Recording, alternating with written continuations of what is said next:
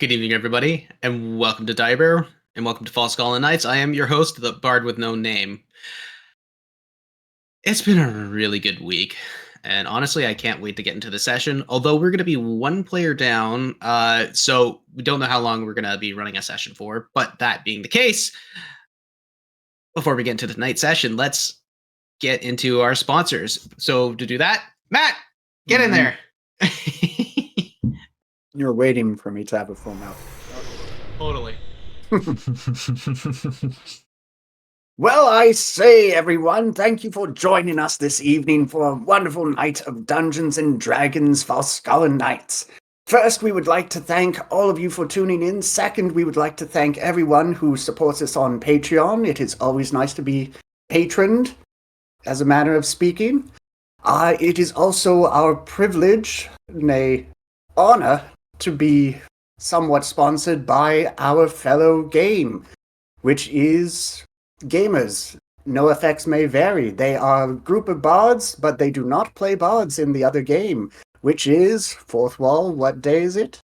Monday. Monday, the most spectacular day to start your week. Absolutely fantastic. We also have a wide selection of merch. You should also dress yourself from head to toe and everywhere in between with our fabulous merch. Go buy it. Go represent. We have done bards. We have done no effects. We have done Patreon. With D&D Beyond. Oh my, where would we be without our wonderful bookkeepers? They keep everything running tickety-boo, and that is how we like to do. So thank you once again, D&D Beyond. And is there anything else I am forgetting? Oh, there is that other game which I have to scroll up. Find out what they've changed it to. Hold. Abomination Alley. Welcome to Abbey Shores. It's New Year's Eve 1924. A wonderful year, I must say. And a party is going to be ruined by murder? It's an urban fantasy based in the Roaring Twenties using the basic roleplay rules. Tune in every day that it is on, which is Tuesdays, the days before our show.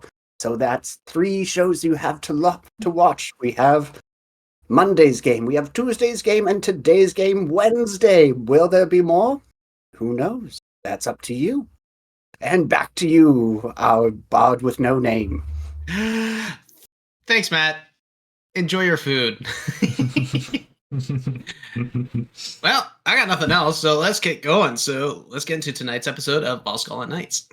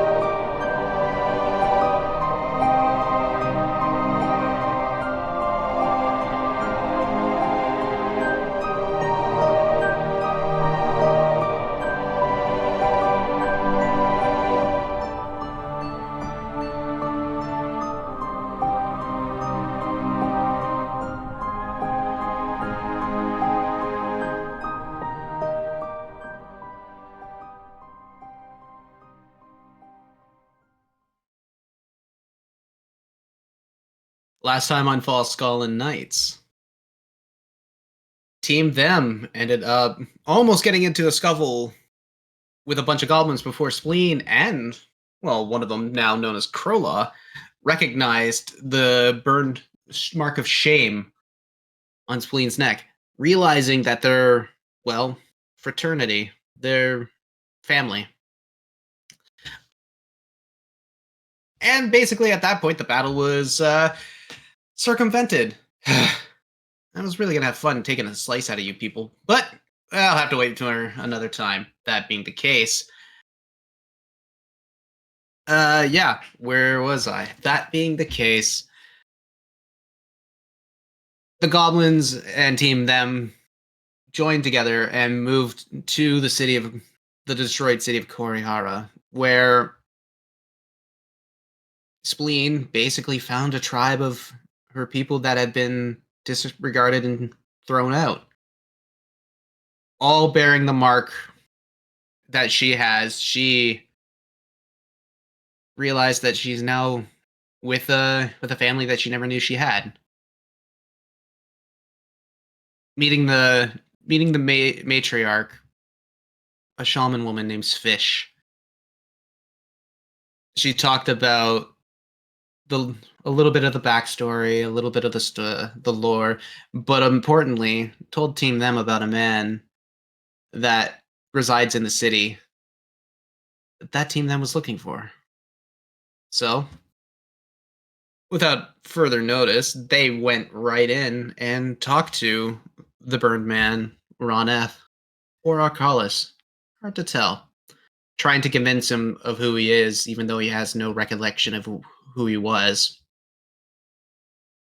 Halsterian, in a moment of brilliance, called out to his grandfather. His greater... What did we call him again, Steve? There were a couple. It was either greatest grandfather or just ancestor.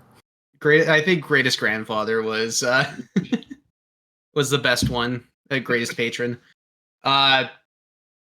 His greatest patron to bring out Roneth Arcalis's former lover, Petrina. And there, a near confrontation happened. With some really good rolls and some very bad rolls on my part. Roneth almost started the fight, but ended up accepting the help of Halsterian to see if he could help him contact the Fate Weaver. The unknown entity that seemingly is pulling strings behind the scenes, trying to do something. We don't know what just yet. And that is where we're going to start. So yeah, you're basically in the middle of this underground rotunda to the Fate Weaver. That's yeah. Arcalis is standing there, Petrina, Baltris, and all of you. In a moment, feel the relaxation just ease over you, the anxiety release.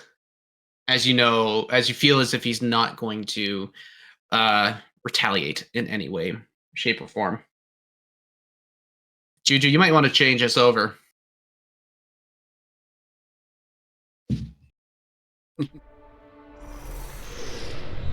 Nobody saw anything. Yeah, we didn't. That's the point. Damn it, my water's in the kitchen too. Oh, wait, pickle juice. Okay, sorry, Charmander, I just realized what you're asking at, so give me a second.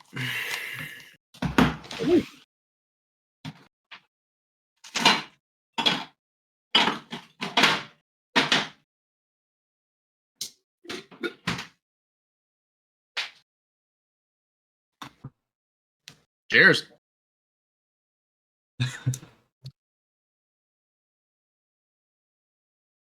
I love that it always blurs out the pickle juice. Y'all people will never let that down.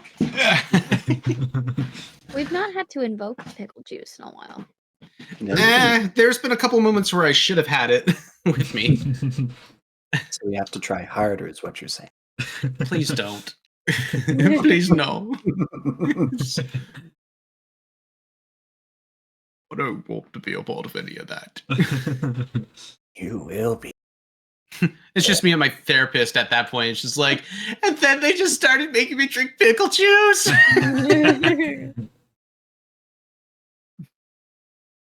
Anyway, he stands. How tall are you, Halsterian? I believe it's 5'11". Let me see here. I'm 6'7" and I'm jacked. Bunga bunga. I want to say 5'11", that's right.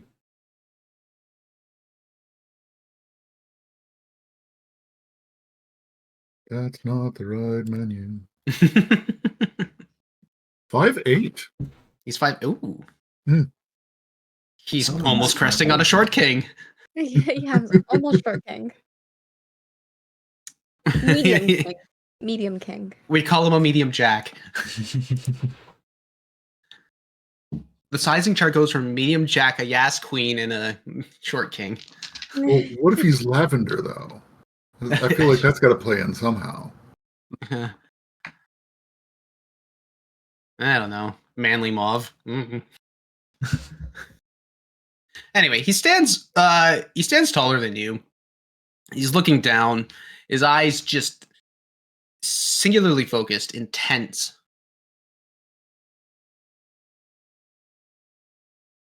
Just kind of waiting.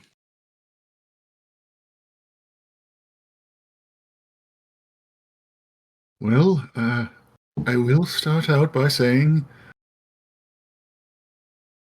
I don't call her, she calls me. However, this place seems to have some better connection to her. We may be able to reach out in some degree here.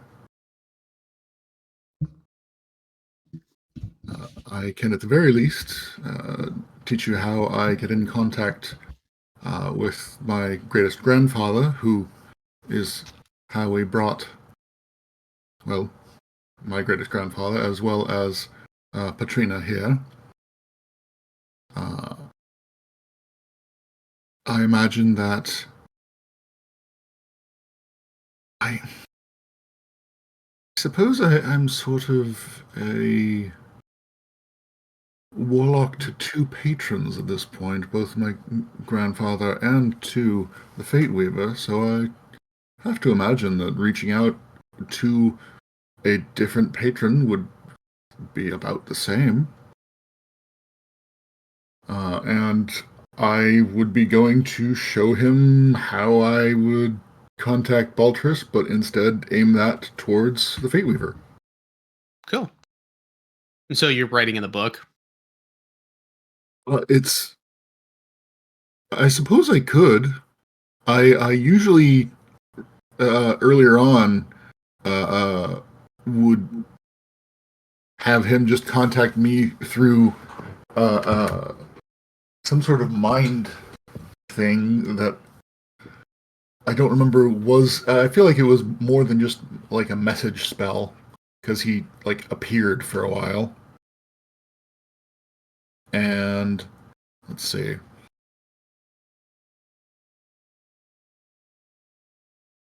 I suppose I would be trying the book. Okay. Make yourself. Oh, geez, what do I do for this one? Make a religion check. Ooh, okay.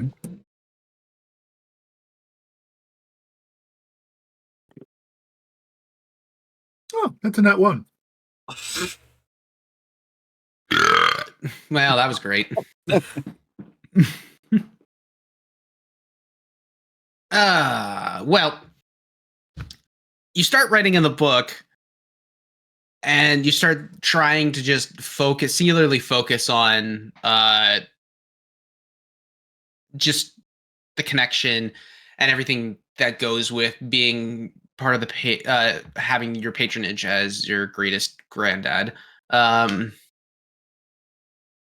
You start scrolling into the book, which at that point, Hesterion, I'm right here. Yes, I suppose I'm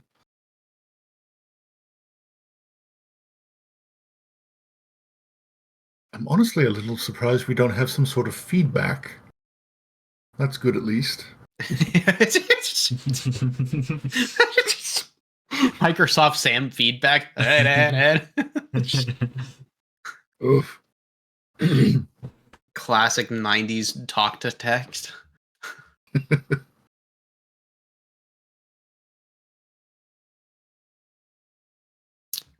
Apologies, grandfather. Since I appear to be stretched between two patrons, I'm attempting to use the method I know of to contact my patron.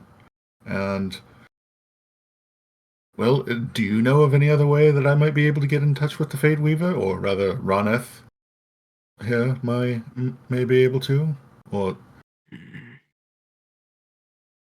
something in that degree?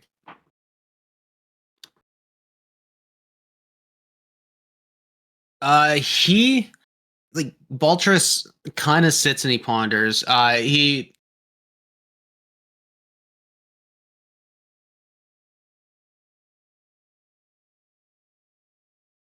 don't know anything of the Fade Weaver myself. The thing is, if we don't know something, I normally look it up if there's some sort of books or anything on it. As would I.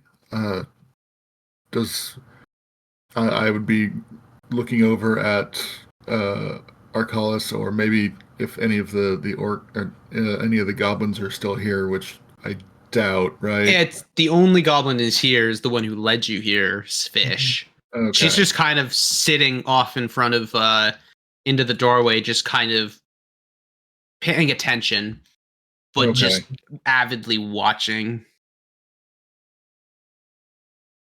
I suppose we could look around to see if there are any references or books like that in this particular building, considering it seems to be some sort of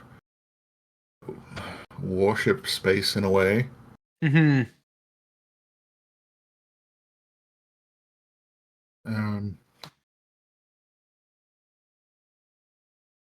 Shall we split up, or look at see if I can find different areas of the building to go to? And she, as soon as you say that, it's like, books. What is it with you people in reading? Sometimes it's faster than talking. That's honestly it. A lot of information can be gathered from talking and reading and watching. Mm-hmm. You're looking for books. We've tried scouring the area for anything useful. We've found in the main citadel, there's a bunch of your books up there. If you want to go and read, go up there. You'll find them yourself. Very well. Thank you. So at this point, you see a couple goblins come down the stairs with torches. Mother's fish. Sorry, give me a second. Mother's fish. We haven't heard from the huntresses in a while. We think they might be lost. As she turns over, how long has it been? It's been about 3 days. 3? I told them to come back in 2. All right, gather a party. We'll go get them. If any of you in here want to help, by all means, it'd be nice to have an extra pair of eyes. You all seem rather capable. You said the huntresses. Yes. Another hunting party. Yes. Yeah. We normally split the males and the females up when they go out hunting. They better efficiency. That and some sort of pride. Competition. Regardless, go read your books. Go help the people. You're under my protection and under my people's protection. I would like a little bit of help sometimes. Thank you. I don't doubt we can give some help. Yeah. And so at this point, it's like you see Baltrus kind of like look at Svish. Look at Svish and the goblins there. He just turns to you. What did you get yourselves into?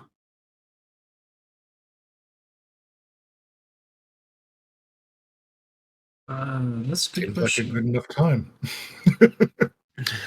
I say. Petrina, darling, you coming with me? Petrina just kind of still sitting in the same spot with Spleen right beside her. She's turned around and still looking at Arcalis. Just kind of stunned and kind of just rubbing her throat area where she was basically gripped. And at that point, she's looks at him, looks at Baltris. Yeah, I'll come. I'll come. Which at that point, Baltris puts out his hand. She puts his hand on his, and he basically brings his cape, swirls it around, and as he swirls it around, he disappears with it.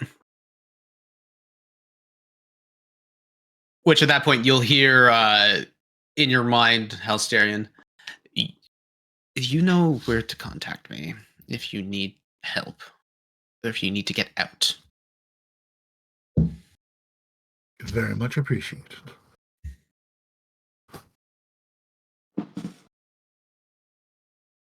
Alrighty. So, which one of you wants to read with me, and which one of you wants to go help the goblins? Well, I assume that I mean, I'd like to do both, but I assume I'm best used helping you out. You are certainly one of the literate ones.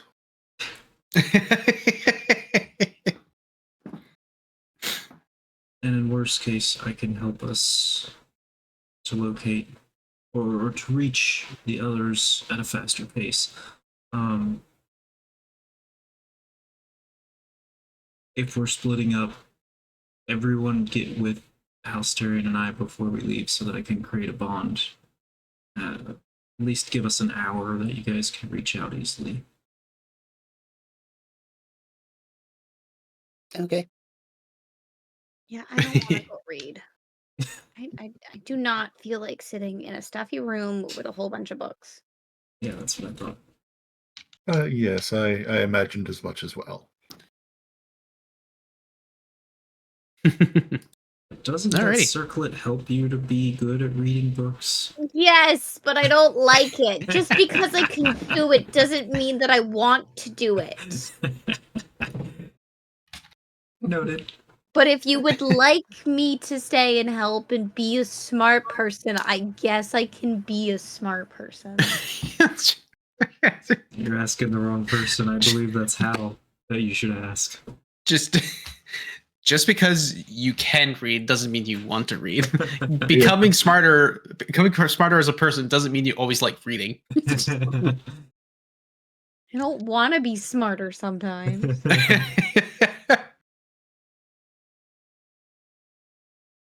I suppose I won't force anything on you, and after all, these goblins do need our help, and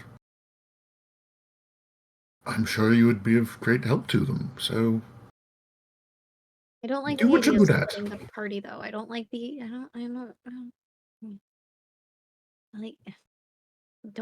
I feel weird leaving everyone here, even though they're friendly. Feel weird. And at that point, Spleen comes up. Forgive me. Don't worry about it. They're family. Did you see this bone? I got this bone. And that means she likes me. It's okay. Okay. So you three are staying. Yimmer and I are going to find the huntresses. Should we look for them but separately? Because, they separate the guys and gals? Or are we going to show them the power of friendship?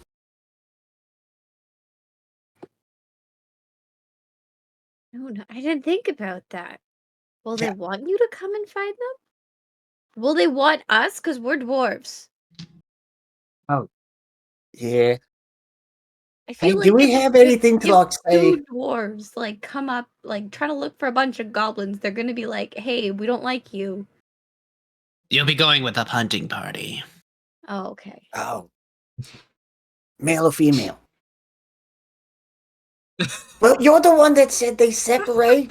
Like, one of us is going to be out. They do it themselves. I don't separate them. Oh, okay. Guess we'll just find out. God, are you people so difficult? She just turns around, just starts hobbling up with her giant walking stick, and the lights just starting to fly out again. Are you coming or not? I'm following. Which was who? Us? Ow. Hunting party? I'm following out of the place we're in. There was It's only at that one point. entrance. It's at that point, Ronith just says, I'm going to be staying here. You find anything, tell me. As you wish.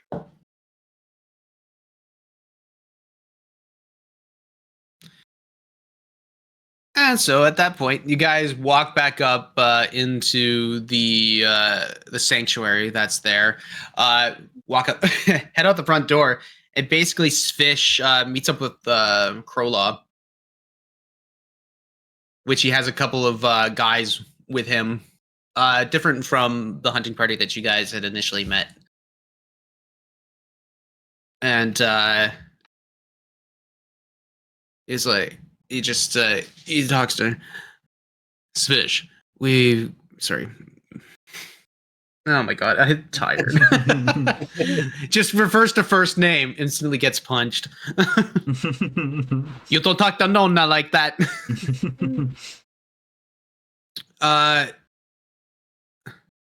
Mother, we've assembled a bit of a party. Our best trackers. She just, don't worry. These two will come with you. Points to Yimmer and Beatrice. Hi. I want to see what they can do. Tell me what they can do, okay? And Corolla, I can do that. All right. Well, it looks at the both of you. These three are Snick, Snack, and Sip. Nick, snap, snip. I'm B. Oh, me and But if we're all going by Snick, snap, snip, I can be Snop. I can be.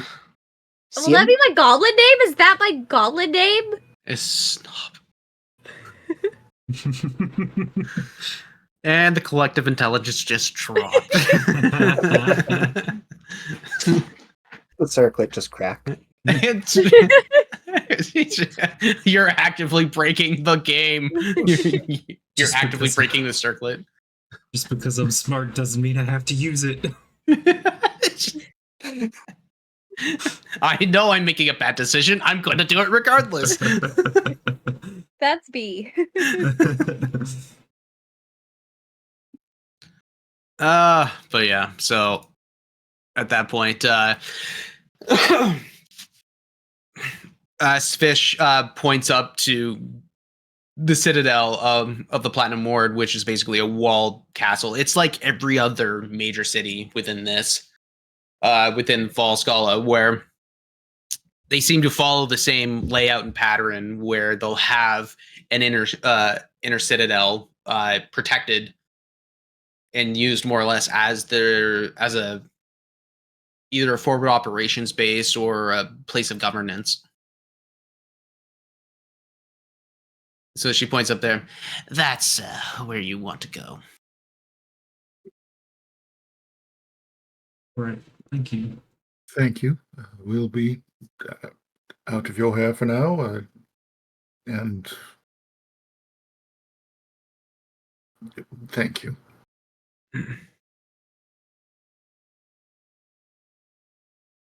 Yimmer, do you have a friend?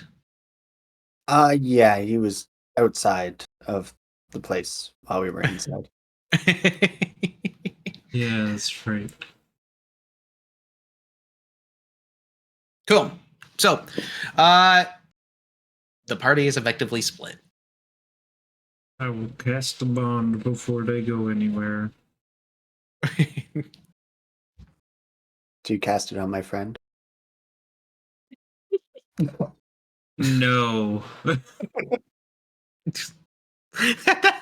if you did, it'd just be one giant static.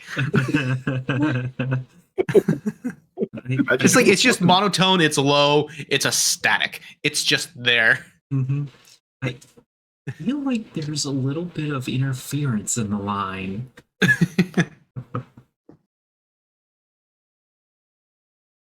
All right. Just a low E sharp.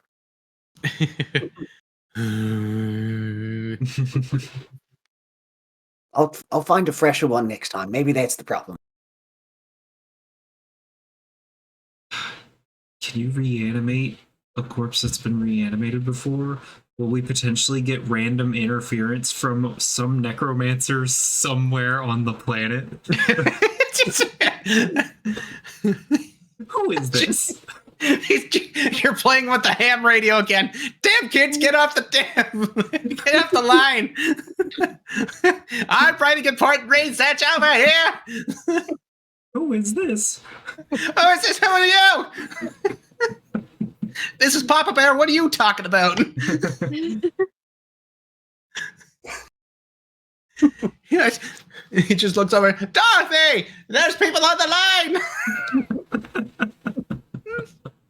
And that's how we found the Lich of Falskallan. He retired 3,000 years ago. He doesn't want world domination. He just wants to be left the fuck alone. He quite enjoyed living so much that he just did that. Oh my god.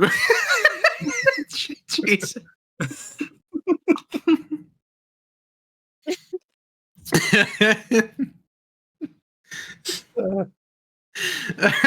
Jesus. We're gonna get somewhere tonight, guys. I'm sorry, but we're just having fun with this. He couldn't pass away without that next book in the Fourth Wing series, you know?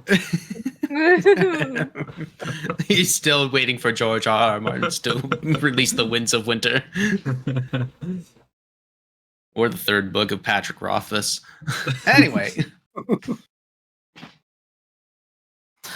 So, one of you guys roll a D.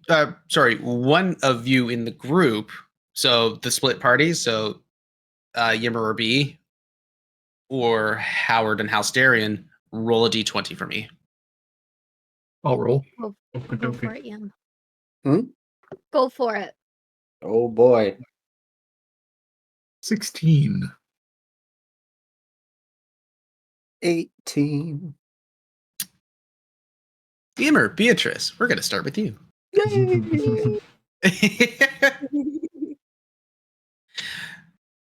So these goblins that you're with, Krolaz definitely still has his his Gillisuit cloak. So he's actively wearing it, but with the hood down, so obviously relaxed. But you see that he has a couple of axes strapped to his side, a sword that's hanging down, but no shield to go with it. A small little bow that is strapped right to his back over top of the over the cloak. And you just notice that he's like ready. He's ready to go. You see Snick and Snack. They both look, well, they're twins. They're twin goblins, and they look like they're more or less just getting their stuff packed and ready to go. They look up, they kind of just acknowledge you both. Just kind of gives a head nod, and they're speaking to themselves in Goblinoid, just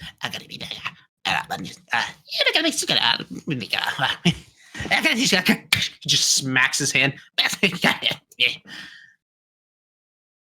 And then Sip just he's looking up, he's just looks to you, Emer. Oh, you got the stuff, don't you? Oh, yeah. I don't know which stuff, but yes, I have it. Oh, we're gonna be best friends. Oh, well, this was unexpected. Someone wants to be my friend. Great. Which at Crowlaw, oh no, you don't. Oh no, you don't. He grabs Sip's shoulder. You smell mushrooms on him, don't you? Yeah, I do. It's like, oh Lord, please don't. He looks to you. Just please don't. Don't what? As he eats a mushroom. You give him a mushroom. What? Do or don't? I'm getting mixed messages. Do not give him mushrooms, please. Do not give mushroom. I look at Yimmer and speak in Dwarvish. I feel like we should give him a mushroom. Exactly. That's kind of what I want to do now. Send the two unresponsible ones to do the responsible thing.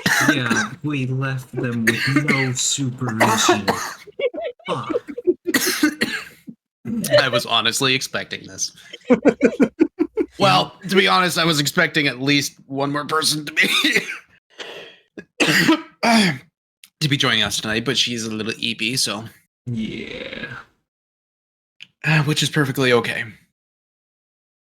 Pardon me. This is Don't my die. girlfriend's family. I have to behave. I Yes. have to do good. Hey, come Oh, on, but just give me one. I just want one. Just want one. Just one. I will give you a flipping handful, buddy. Just you have to do it quietly. You're gonna have to roll. That would be a stealth check to try and would that mean? I don't know. Whispering it enough so that it could be not heard by Krilla. What would you designate that as?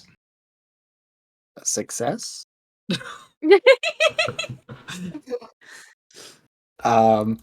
It would probably be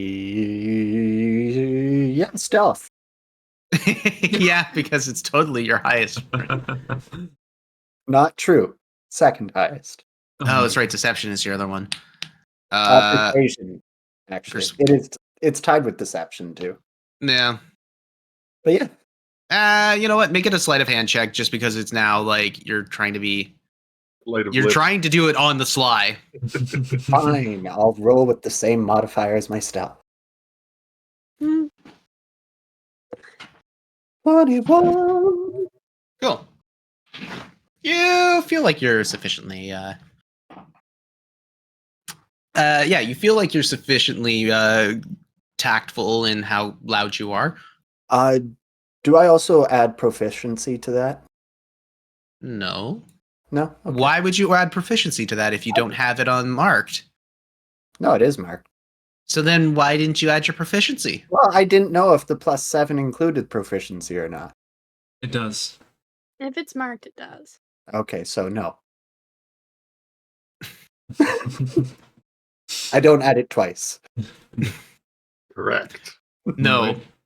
If you have something that enables it to be used twice, hence expertise, then it should be already calculated in. Okay. D&D That's my Beyond. preparation, so. Yeah, thank you, D&D Beyond, for confusing my unresponsible player. I notes good.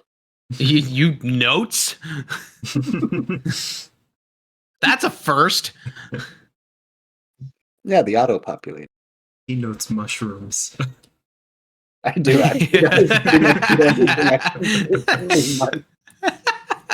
Okay. Gorilla. All right. So the huntresses went north. They went up into the marshlands up there. So normally there's a little more dangerous game, but you can get some really good meat from there. So at that point, let's get going. Okay. Okay? Okay. Okay. He looks to Sick and Snack. And then you see them look back. And he's like, all right, let's go. Looks to Sip. All right, Sip, get up here. We need your nose. All right. He just starts sniffing the air.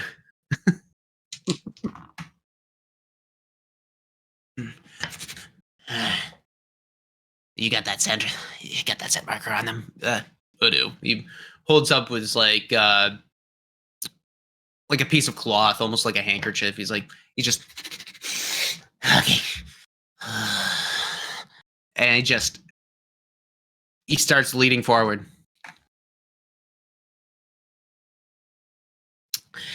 Moving in through the city, you see what churns in from like the fancy neighborhood of the Platinum Ward back into the central section, which has all the goblin encampments and whatnot. You're walking through, and basically a lot of the women and children now have like moved in or around food, like a source of food. So either like pits of fire or sort of little things like that. They seem to be quite distracted.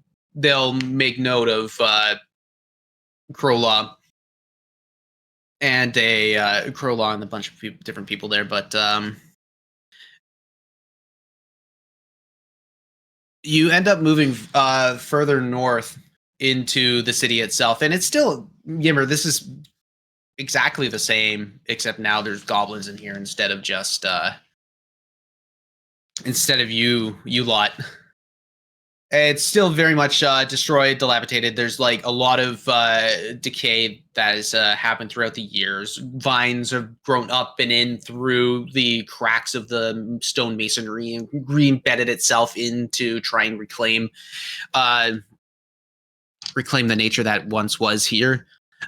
Moving up and forward, it starts not reverting, but the architecture starts changing from more of a like high end everything has a form and a grace to it, to more straightforward and structural.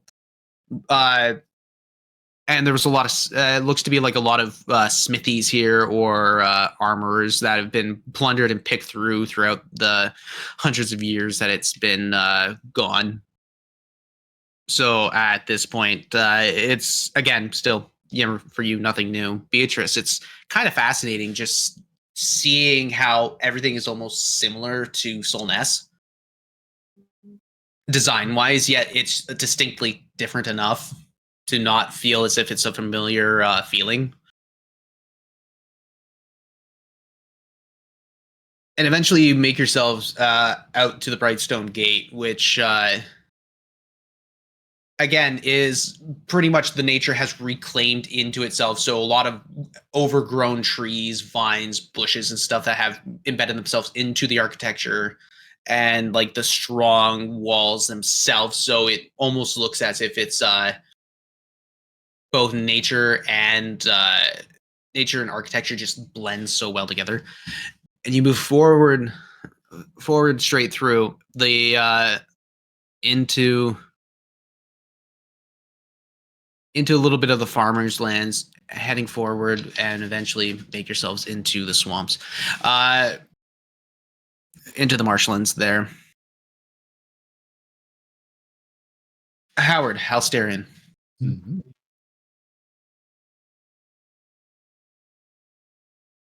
You make your way from the Fate Weaver's Sanctum, and you move more directly north, so you hit the need to take a second for that one. There was a lot of words that just went through my mind. It just sort of it all just clogged.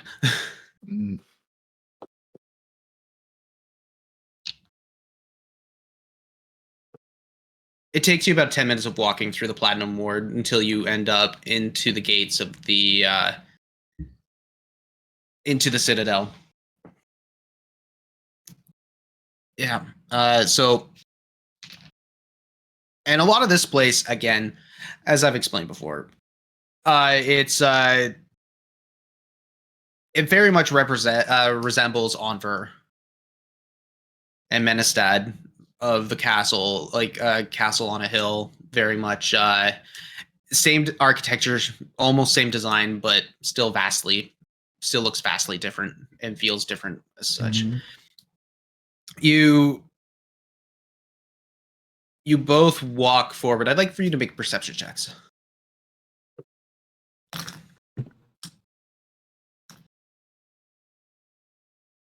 So, 18. 10. 10. Okay. So looking at the main gates and the portcullises, they're up or have been bent back for whomever to try and access whatever is in there. So you get the sense that you are feeling that you're feeling watched, but it's just a sense. You're not too sure if it's something if it's just your mind's playing tricks or the fact that you're not in a big party anymore. It's hard to tell. Anyway, sorry. Let's watch our step here. Something seems off. Alright. Making your way to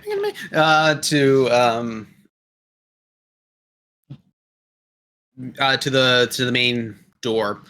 It is large. It's about 12 foot tall. It's just a dark, ashen door that has been subjected to years and years of weathering and looks to be like a couple of axe marks in the center of the door. Like somebody used this for target practice.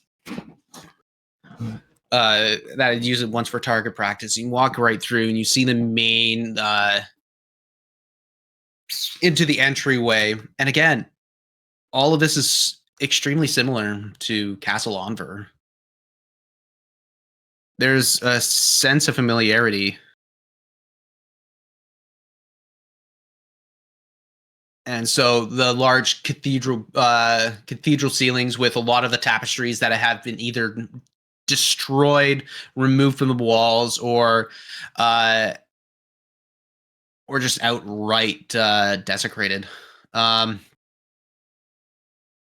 There are the hanging banisters demarcating a time of old that has never been seen for a long time.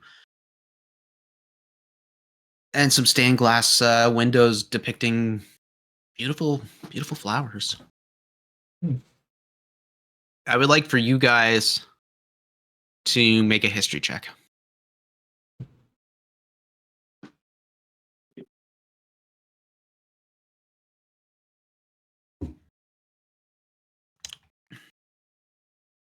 $14. 9. Okay.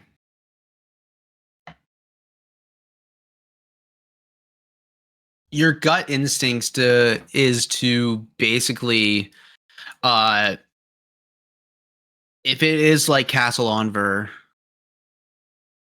the main library should be either on the second or third floor.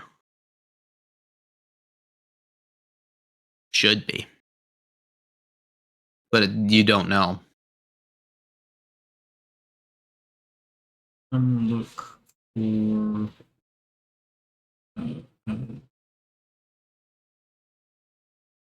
pathways up in similar places that we would find them in Denver Castle.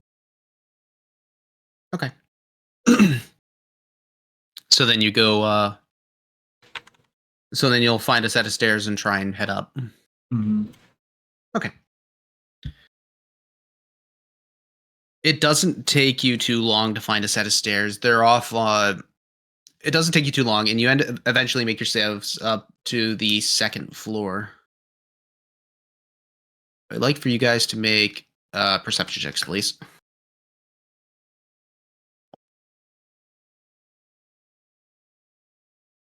16. 15. Okay. There's still this weird feeling that you're being watched. Which at that point, Yimmer, Beatrice. An hour goes by, and you guys are walking through the mud. The knee-high waters. Well, knee-highs for you guys. And these goblins are basically just kind of keeping semi-lower profile, but seeing as you're more or less a walking loud attraction, Beatrice, they recognize that maybe stealth is the key, but they're also on a finding mission, so in turn, they're not hunting, they're more or less tracking. Sip is walking forward, just sniffer in the air and just going back and forth. Krola walks up beside you both. So, I'm curious.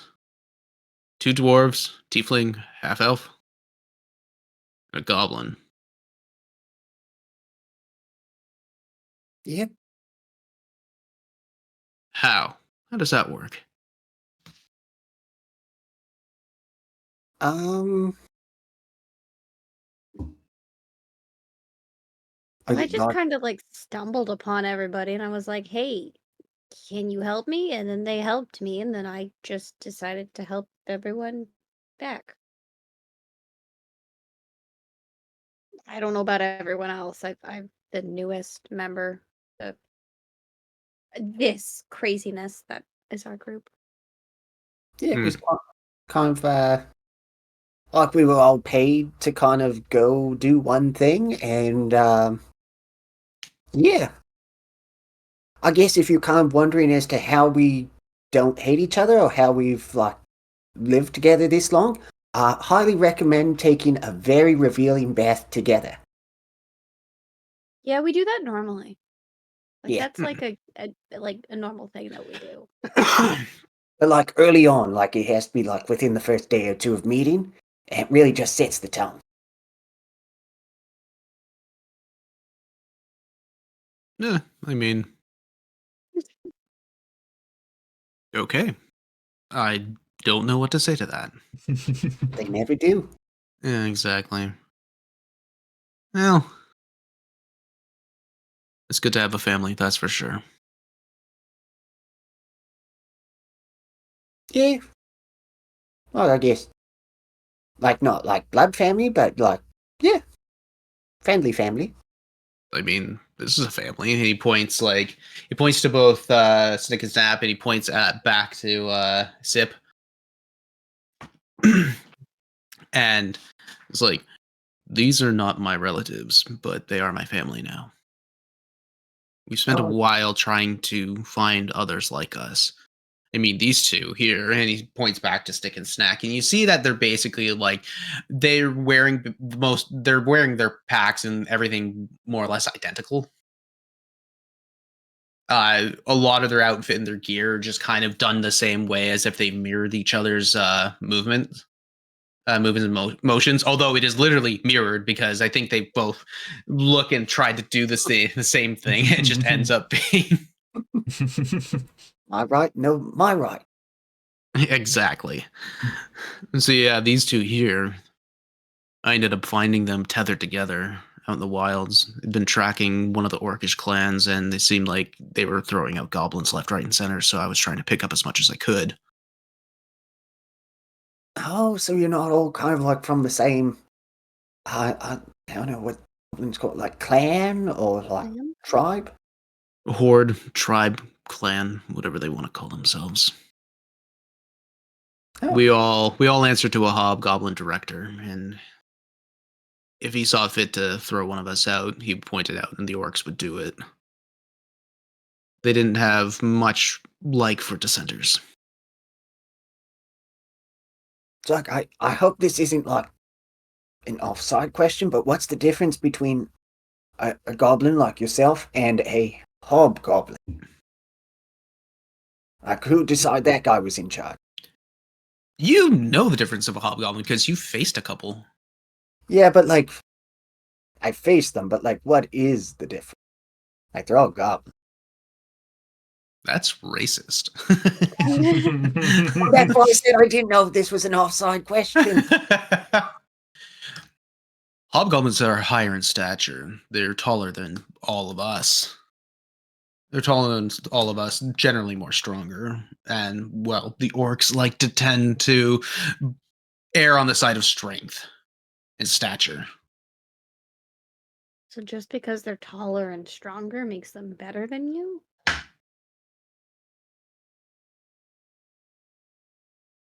Because kind of looks at you and just...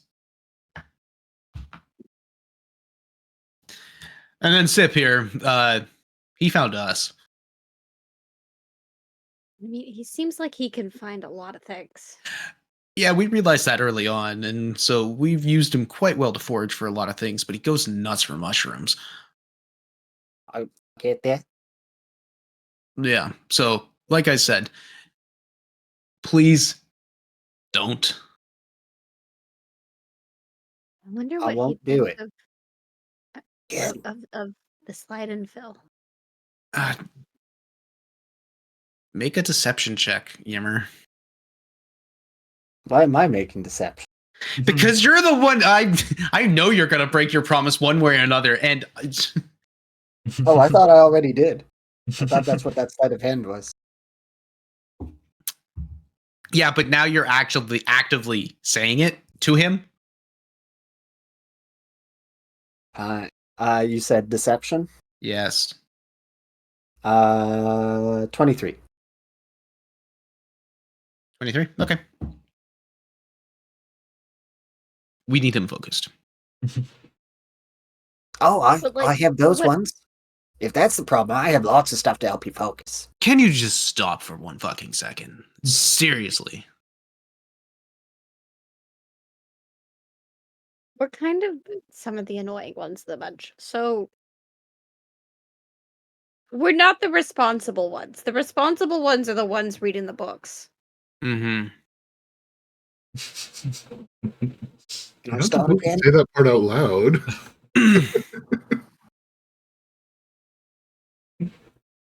Again, there's a difference between intelligence and wisdom. Bee's Mhm. intelligence is 19, but her wisdom is 11. Slightly above the average human. Oh no. And that's not saying a lot. Mm-mm.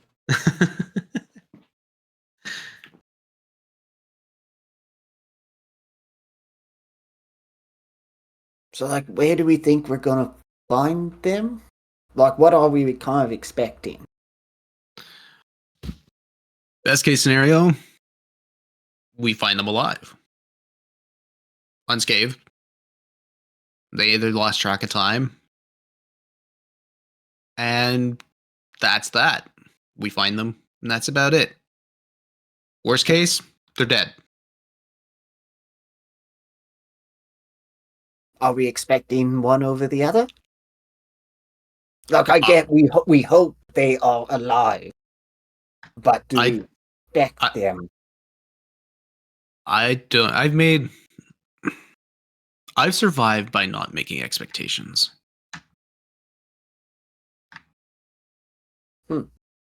See, that's a little different. See, I'm used to people saying they don't hope because that'll drive a man mad.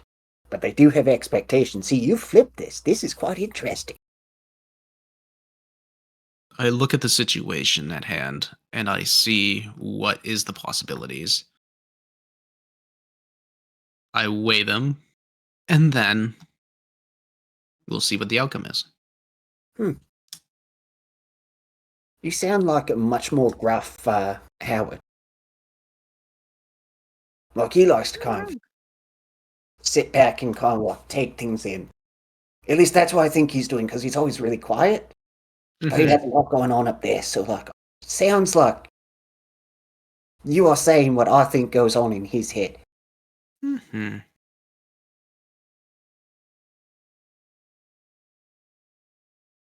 I think he also likes me as much as you do right now. I have my eye on you. And he turns around and keeps walking forward. Why do people keep saying they have their eyes on me and then they turn away? Like, do people have an eye in the back of the head that I don't know about. I don't have an eye in the back of my head. And Spleen doesn't have an eye in the back of her head. Yeah, I don't know. Every time. You would think if they were watching you, they'd like keep watching you. But if they like turn around, then they're not watching you anymore. Boss, I got something. Which at that point, Howard and Halsterian. Oh boy. You end up finding the library on the 3rd floor, and it is this massive section that has basically had a bunch of walls taken out, and a bunch of sections that have been like was a conglomeration of like 3 rooms. They've taken the walls out and made these long rows of scrolls, tomes, and other various sized books. And you look through, and actually, at this point, make an investigation check, because Okay. this room is a mess. It looks like it has been rummaged through and picked over, but it looks like there's a lot of. Oh my God, Matt! Ah, Jesus. Oof. 6. 15. 6 and 15. Okay, cool. You start picking books and shelves at random at this point. And so you start going through, and it's like it seems like it's more of a diary of some aristocrat years on yonder ago, and a lot of the pages have been either bit at by rodent or starting to crumble because of, well, there's a lot of moisture in the air.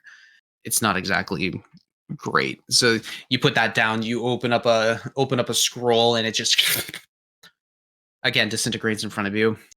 It's not looking. It's they're immediately the prospects are not looking good. It might be here a while. Pages that don't separate.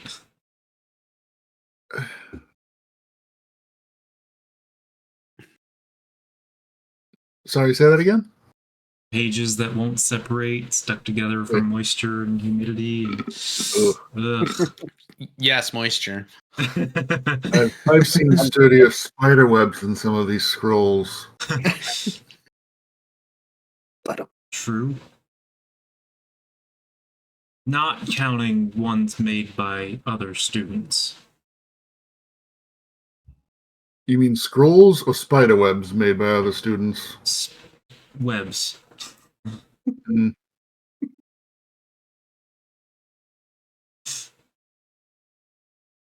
I've seen some people eat some greasy things while making their scrolls. this is Oh, look, the mythical 4th book in the series. I can't open it. I was talking about the 2nd level spell.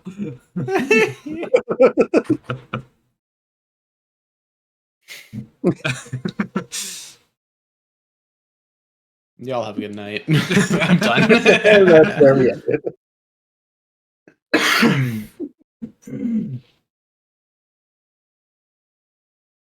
Do you think any of these have super special secrets? Like, if you just run your finger down the spine of the book, it opens? I've seen, or at least read of, books that do that. That's a thing in mysterious libraries, isn't it? I'm gonna pull a random book off the shelf, run my finger down the spine, and then watch as all the pages just fall out of the spine. Well, fuck.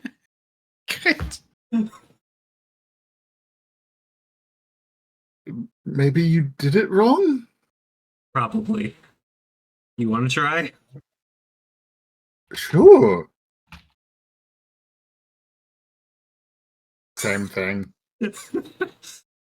Except this one catches his fingernail, so the actual spine gets torn as well. Oh no.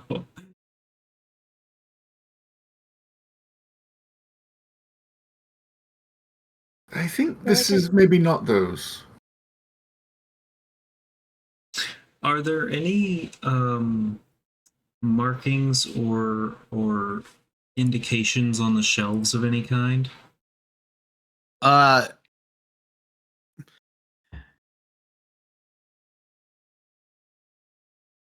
at this point, yeah, you're walking through trying to find any sort of notion of what of demarcations or that. You end up make an intelligence check for me. I'm looking for anything written, whether I can read it or not. That looks to cheap. I am rolling real low and middle today. 14.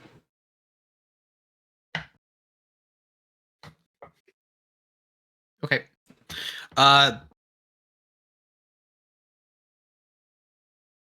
The old empire has a different way of marking their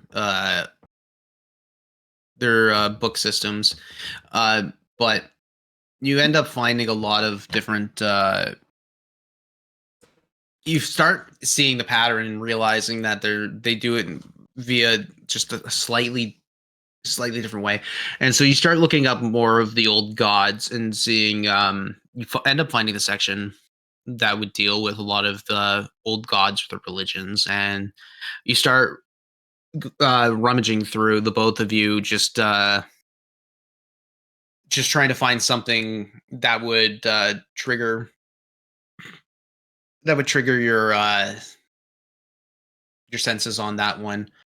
I'm gonna go ahead and cast. I'm gonna brush a sigil engraved on my left glove and cast comprehend languages to try and help with any of the text that I don't understand. Okay. You start reading through, and there are a lot of different mentions of gods that are not worshipped anymore here in Falskallan. You know that they're worshipped in Cohiara and Cohiara for sure, but a lot of these are not triggering through, and they're all in old Elvish. So ciphering through, you can read the words, but the placement of the grammar and everything is just different. So at this point, you're kind of doing the old Google Translate, where it's a literal word for word, and a lot of the sentence contexts don't make sense until you have to think it through.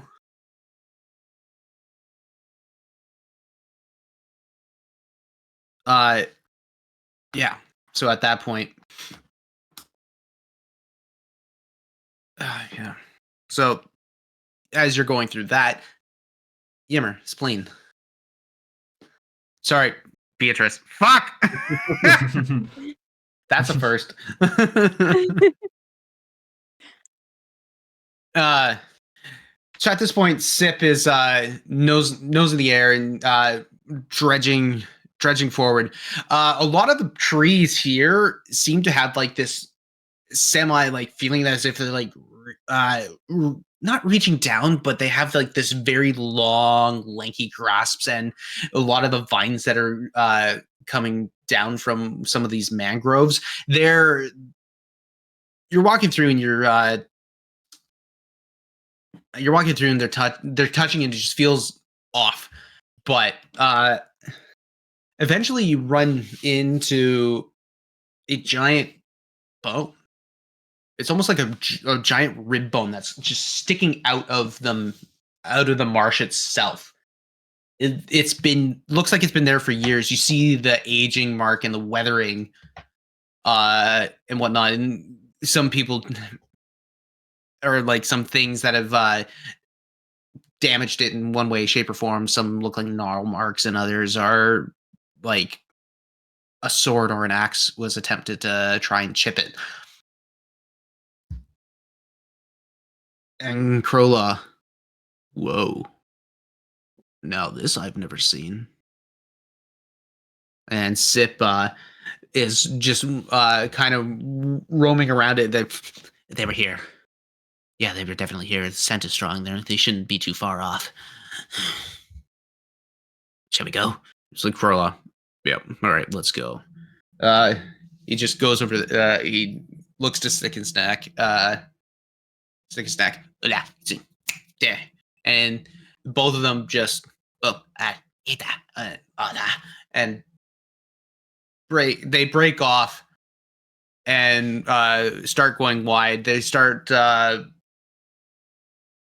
from wherever the central party is. They end up going out maybe 20 feet on each side, maybe a little bit further.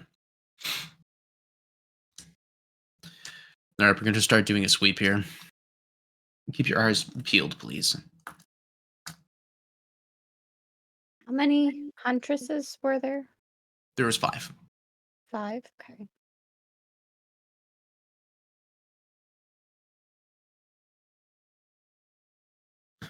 There was 5 of them. And so Sip moves starts moving forward. And there seems to be like a little dip in the mangrove itself. It comes back up about 30 feet. You walk up this hill, and then you see another rib bone. And almost like another rib bone that's sticking up and out. It is massive. Like, this is I'm talking like 30, 40 feet long. It is something that is just sticking out. Like a 30, 40-foot single rib. Single rib. Yeah.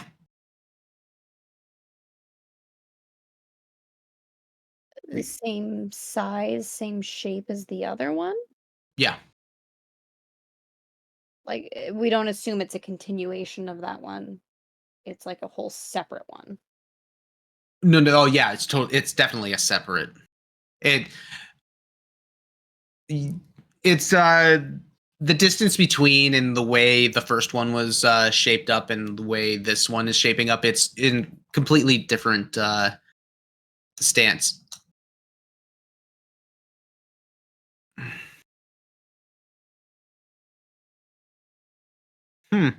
Yeah, which of the Crow Law? I don't know what they got themselves into, but if they found something. I want to make an intelligence check, but I don't know if Yimmer would actually be smart enough to make this connection. What are you trying to do? Would Yimmer make the connection that this might be like a giant's bone? Like based on experience with the frost giants. Make an intelligence check. Like I know I'm not gonna give you disadvantage, but I'm also doing it off of your knowledge. Okay. This is a scale system based off of your knowledge, so intelligence? yeah. 13. 13. It is a very, very giant bone. It's hard to determine where it came from other than Something big. something very big. Okay. Just a thought, everyone. We've all been together. Have we just gotten small? Is that what's happening? Is that what's happening now? You know Because what? I've had dreams like this. I've had trips like this where I thought I got really small and everything got really big. Is that what's happening here? You know what? I don't know. I don't feel smaller. Okay. Well, if they're giant bugs, we know that we got small. Yeah. That's a good call. Honey, I Shrunk the Yimmer.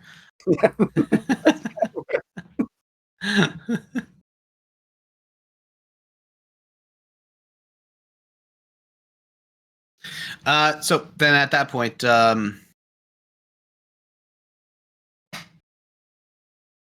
Yeah, you move further into this forest. I would like for you guys to make perception checks, please.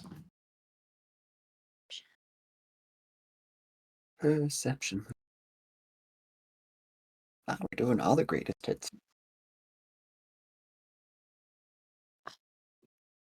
16. 16. What? 21. Nice. You're making me roll everything I'm at least proficient in today. It's kind of nice. Don't say I wasn't a generous god when I kill you. Yeah, like don't hit me with a combat now, because there go all my modifiers. Can I persuade them? Can I deceive them? Yeah.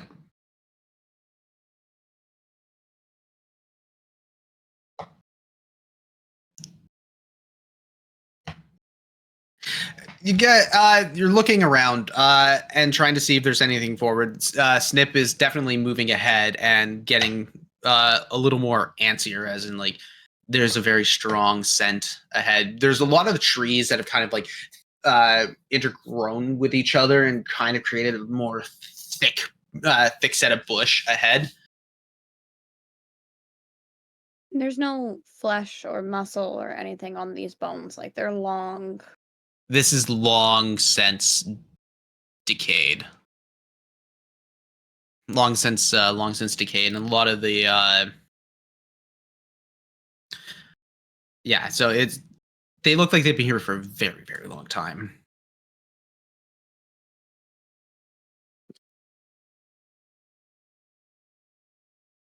This big thing is dead.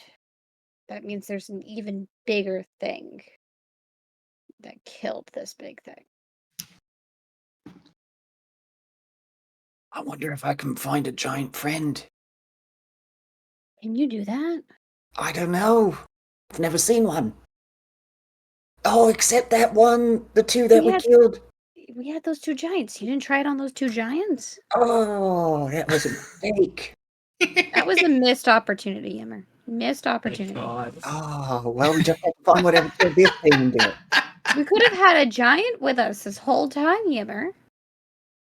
Yeah, it would have been really bad if I forgot to make it a friend again, though.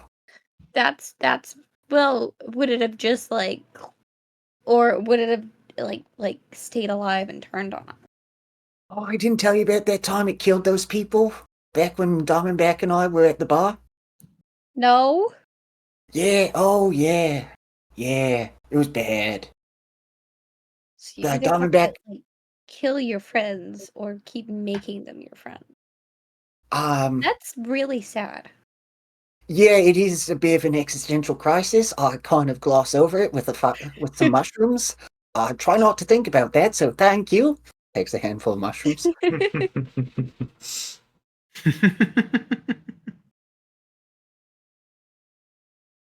Yeah, he's just. Anyways, big giant dead thing.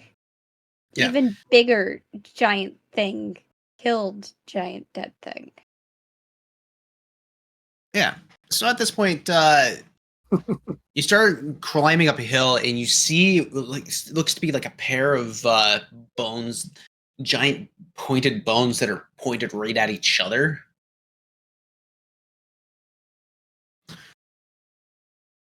As you as Snip walks forward, they're here. We're very close.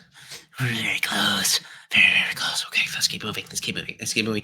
Crowlaw. Snip, just calm down. Okay, come back to me. Come back to me. Yeah, they're right ahead. Yeah. Yeah. Okay, let's go together. Come on, guys. Let's go. And you all move in basic uniformity. As you crest the hill, you see this giant elongated skull. Two what looks to be like two horns coming right out of the like the side of the head, just pointing straight up, and these long elongated, it almost like Beatrice, this looks like a cow. This looks like it was a cow's skull, but it's massive.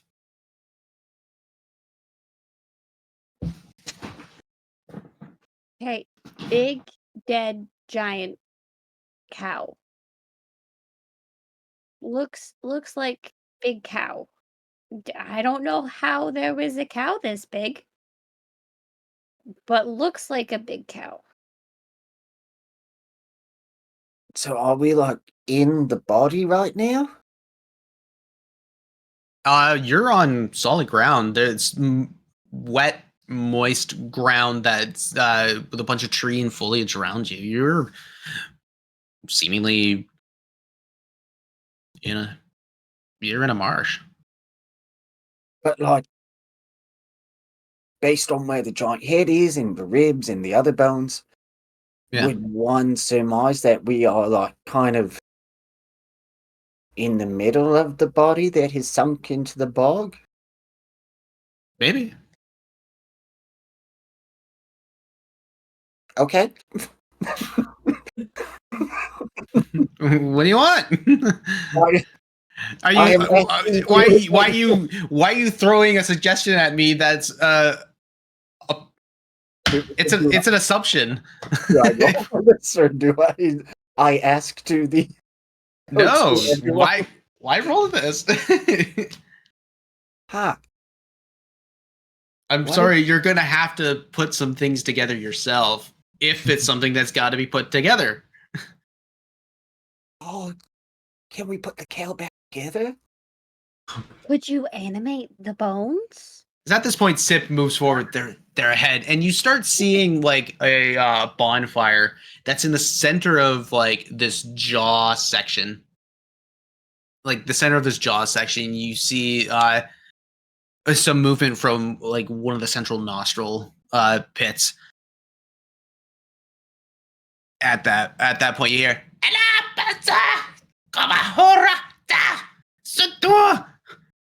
Crow puts his hand up. Hola, que Hussein. And at that point, it's just a lot of back and forth, but it seems like now it's more familiar. They're here. Okay, good. We found them. Oh, that was them. Oh, cool. Guess we did it. Yay! Howard and Halsterian.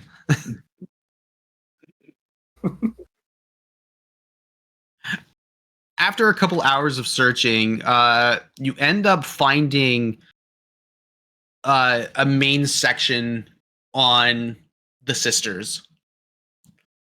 The Soul Weaver, the Soul Binder, and the Fate Weaver. The Soul Weaver is meant for mending and the healing arts, which is mainly what a lot of the clerical or healer people in Falskallan follow. Any of the paladins that would do anything like that. The Soul Binder is not very well known and not very well worshipped because she tends to keep to herself and is basically in charge of when a soul is created. When a soul is created, she binds it to the body, and when the inevitable death of a person comes, she's the one who comes to take the soul and take them into, well, wherever it may go. Then the Fate Weaver is the sister that that intertwines all of them together. She's the one who foresees and foretells of the destiny of that person, how they will go, how they would live and whatnot. Again, not much is known about her because for someone to be able to see fate itself is it's a very rare gift in its own right, but it's also it's one of those things where divinity, seeing into somebody else's divinity, is a dangerous game and could be seen as a hostile act. Mm-hmm.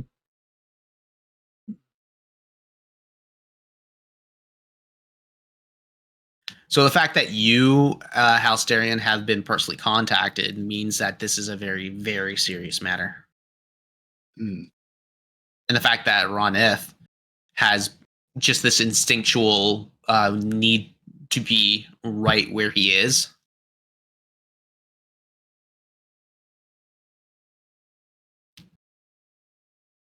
It's also one of those things where you make an intelligence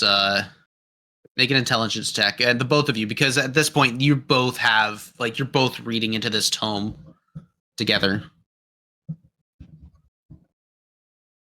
So whether or not you want to do advantage or not, or one of you does advantage, or the other two, you two just. It's up to you, pal. I don't mind either way. I mean, my current roll, if I don't know if we're gonna do 2, is total of 16. We'll just do 2.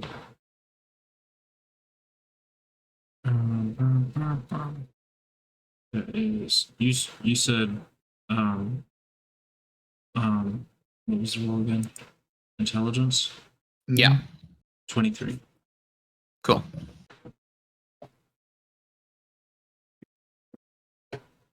So, because she can manipulate, it's a lot of theorizing at this point and surmising. It's a lot of people who haven't really had a lot of contact with her. It seems like the Soul Weaver is the main one of the sisters that has the most contact with any sort of any of the races. But the Fate Weaver,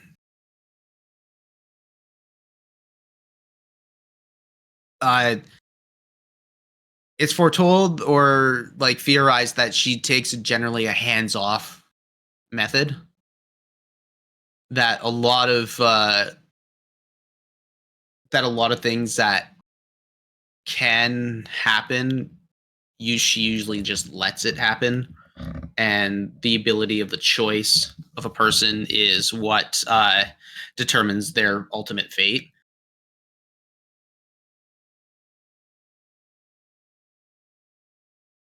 But for her to actively pull strings of few individuals for you guys means that this is a very, very serious matter.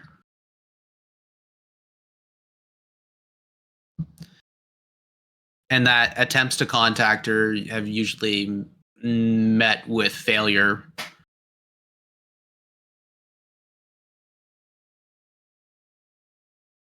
And that she moves in her own ways.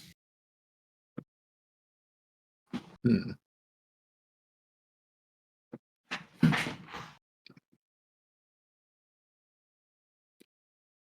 I was rather worried we would meet this particular hurdle, and I'm not quite sure how to break it to. Not sure whether to call him Roneth at this point, but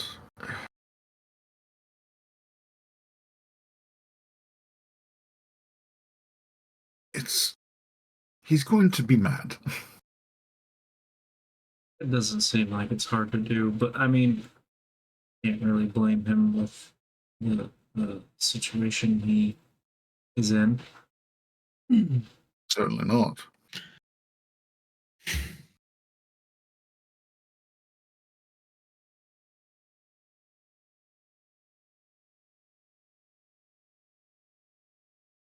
Maybe Now, sorry, go ahead.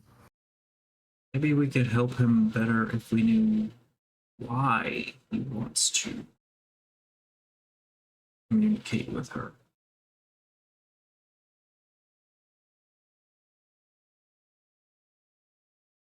I mean, I assumed it was just to get some answers. Some Why concrete her, answers. but her specifically? You could reach Well, out to I any brought god. it up in fairness. I mean, what about the god who lords over knowledge and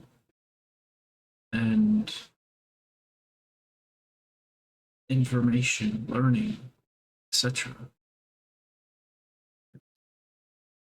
Why fate?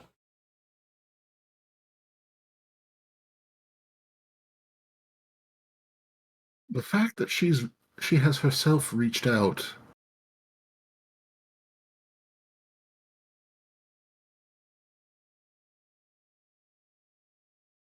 There's certainly something larger than us at work here. There's certainly something larger than us at stake here.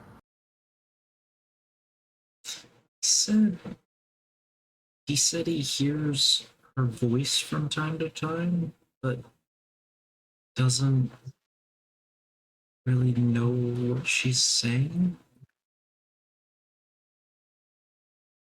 Right. Perhaps there's been a barrier between them, and he Yeah, an doesn't quite. interference. Yes. If we're able to pinpoint that and maybe clear up the interference, that might. That's what I'm wondering. You know, Yeah.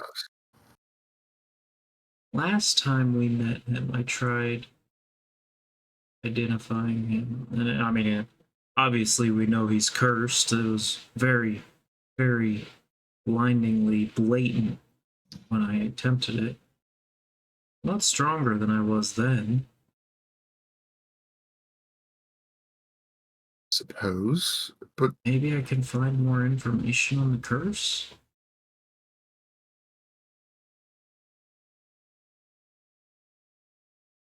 Maybe the curse is at least related to what is blocking him.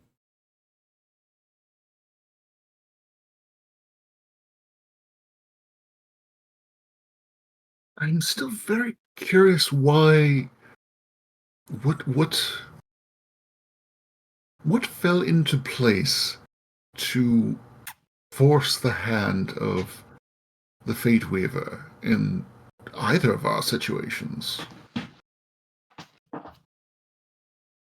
I have to imagine that the interference with Arcalis is from Crom, That's another question. similar to how he was trying to essentially snatch me away from her, control me, and through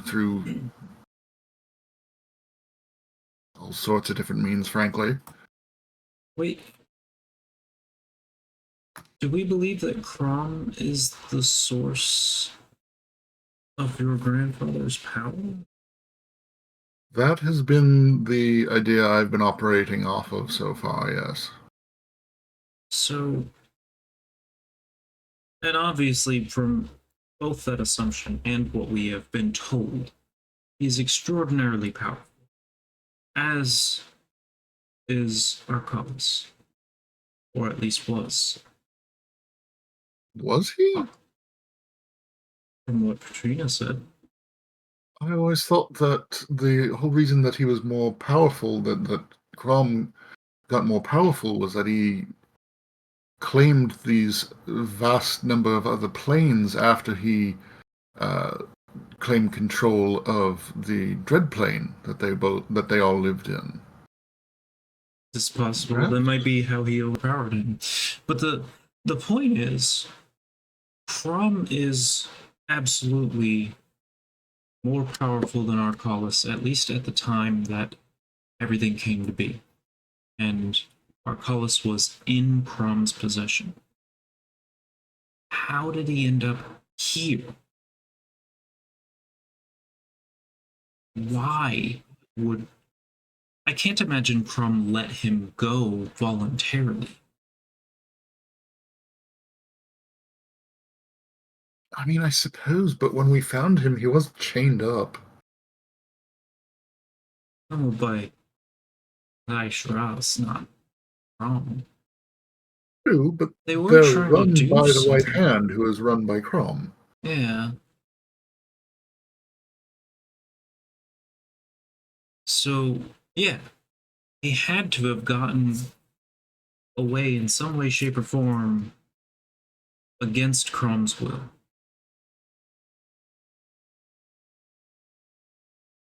But did he manage to do so by his own power, or did the Fate Weaver intervene, or someone else? There's still the question just nagging me at the back of my mind about the third, Callus, with his magical abilities. He was the one who wrote that tome, yes? Yeah, and we still don't know anything about where he might be. Right. I have to imagine he would help to get his brother-in-law. I'm never going to keep this straight, am I? Brother, let's at this point, brother, free, yes? Yeah, I would imagine. If he's the most magically inclined, it's very possible he found a way to rip him away from that plane. I mean, as the creator of those lockets themselves that are blindingly powerful, Mm-hmm. there's certainly that is certainly within the realm of possibility that that Callus put Arcalis here, but maybe that was through the work of the Fate Weaver? Maybe. Write to your grandfather and see if they've learned anything more. Well,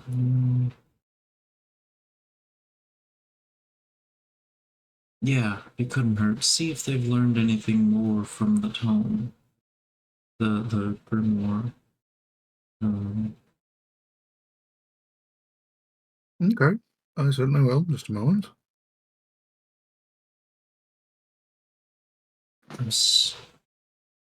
I need to work on the information I copied from it too. There has to be more information in there.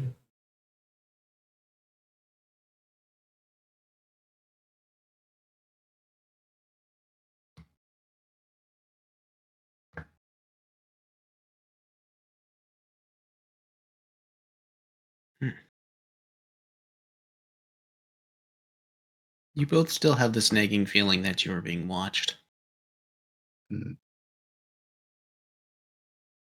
You know what, Hal? How far are we from like the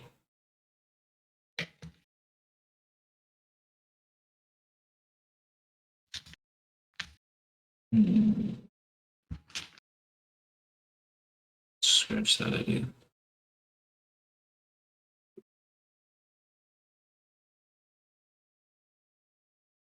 You know what? Before you pull the outhouse stereo,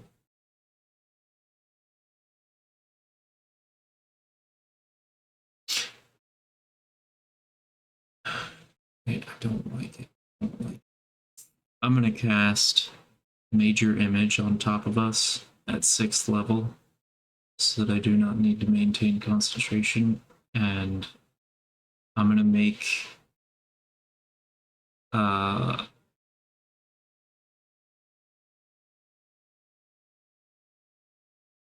I'm gonna make it look as though we have just vanished without a trace, and the location we're sitting in will look exactly the same, except with us not there.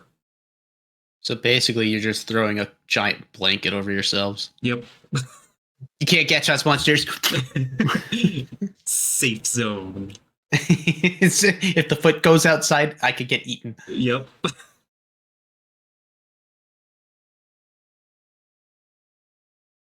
Okay. I'm just going to do that before Hal pulls out the book.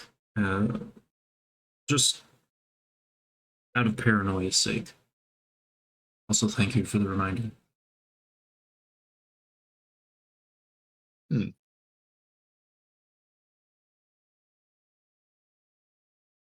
Oh, very well, and all right to Baltrus,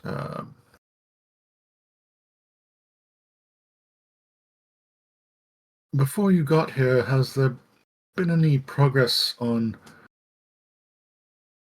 decrypting or otherwise finding hidden knowledge in Callus's book?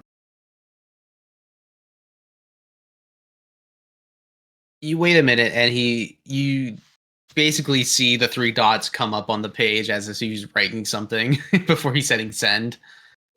Hmm. And he basically writes back. We've been looking over this book for a while now.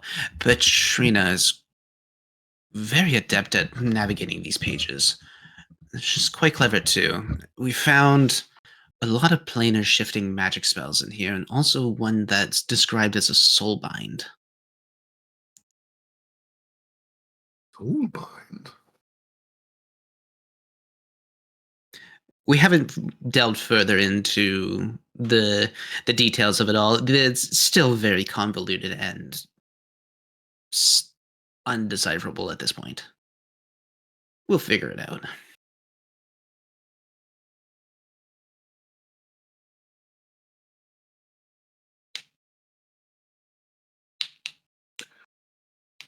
Howard, something's occurred to me. Is it possible that the soulbinder of the 3 sisters was made angry by the, I suppose, creation, life elongation, etc., of the Warforged? Do you think that could fit in here any way? If I'm grasping at Possibly. straws. Does Petrina know of the Warforged? Or of souls being bound to inorganic bodies? I suppose we need to ask. I'll write. Does Petrina know about the Warforged? To Voltrus. He replies. He replies back. I just asked her, and she doesn't. She doesn't know of these.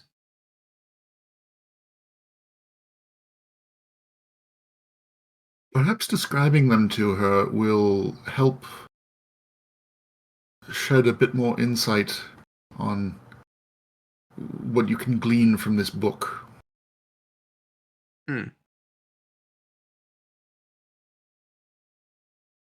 So then he says, I will ask, and I will give you a reply when I know. Thank you. We will send any updates as we receive them as well. Mm-hmm.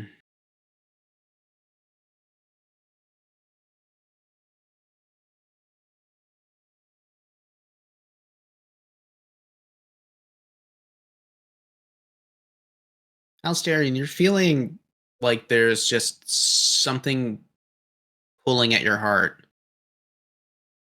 It's like there's something in this castle that's drawing you somewhere. You felt it as soon as you've walked in, but it's been very... It's been very, like, it was hard to describe. Hmm. An uneased feeling, yet somewhat of a longing, if it makes sense. Howard, I need you to do me a favor. Mm-hmm. I need you to follow me. Mage armor. Okay. And Hal will go into... It's not a trance exactly, but the same sort of mindset that he gets in when he is blind fighting. to follow this pull and let it take him in the direction he is being drawn. I will follow very closely and keep the major image on us to mask our presence as best I can. Okay, I will need you guys to make a stealth check then. If you're trying to be stealthy. Yeah.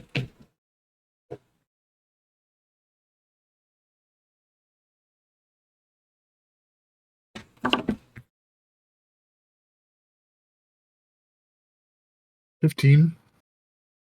Okay. I'm going to say.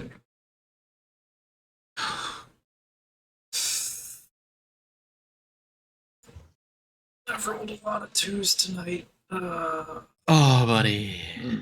+2 is 4. Okay. You start walking into the direction of that sensation. Yimmer, Beatrice. Thank you for your patience. You guys have been inside this giant skull for a bit now, and you see that 2 of the huntresses are basically laying out, and they're sweating, heavily breathing, and their eyes are closed. They look like they're basically they look sick. They look very, very, very ill. And so you're basically getting conversation back and forth between like Krolaw and the other huntresses there, and it's all in Goblinoid. So it's you're not, yeah, it's all in Goblin. So it's you're not understanding any of this. But at this point, you all he relays it back to you in common, which is they seem to have been attacked. And they haven't been able to move their friends, or else they probably would have died. We don't know. They weren't going to risk it. And if one of them left, they still feel like they're being assaulted. So at this point, we got to move these guys quick. And what were they attacked by? I bit it back and forth. They describe it as see-through people. See-through people. They try to attack, and weapons go through them.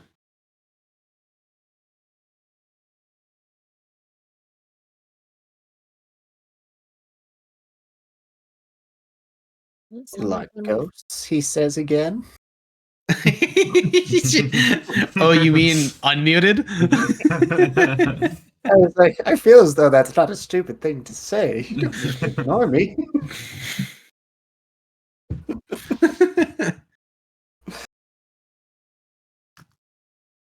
That might be the word they want to use, but yeah. So it's good to know that they're alive, but barely.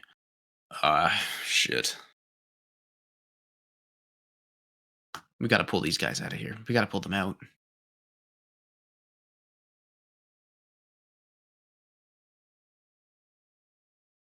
So, do you guys have any medicine on you that might help with any of this?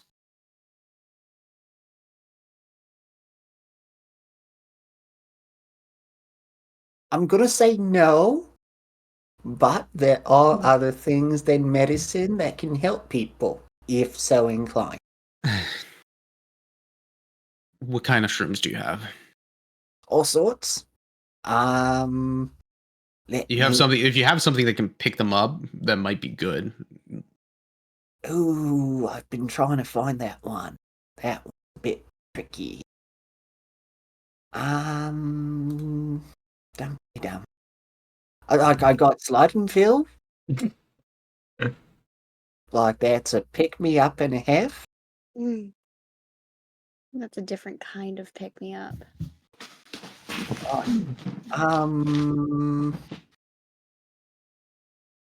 Yeah. Mm, Hey, Viagra was a heart medicine originally. they give it Yeah. to little kids with heart conditions. You're telling me there's a bunch of kids walking around with erections? No, just the ability to get. I've got a healer's pack. I can try and start healing. Okay. Just like the basic. Yeah, you should have that. Yeah, you should have the healer's pack with you. Yeah. I remember you picking that up. After I trained with Alabel. Yep. Yeah, so you pull that out.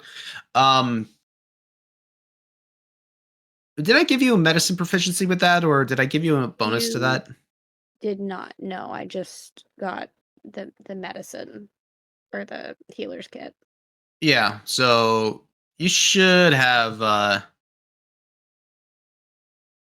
Yeah, you should have at least a +1 or +2 now. Like, I would say +2 to your medicine on top of that. Okay.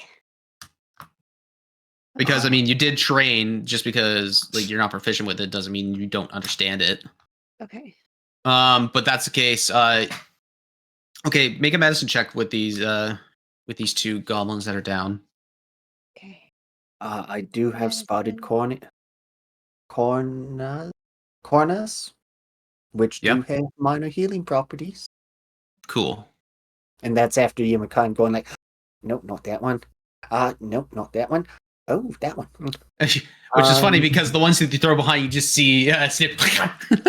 It's like a little Oh, no. little dog with treats. Ooh.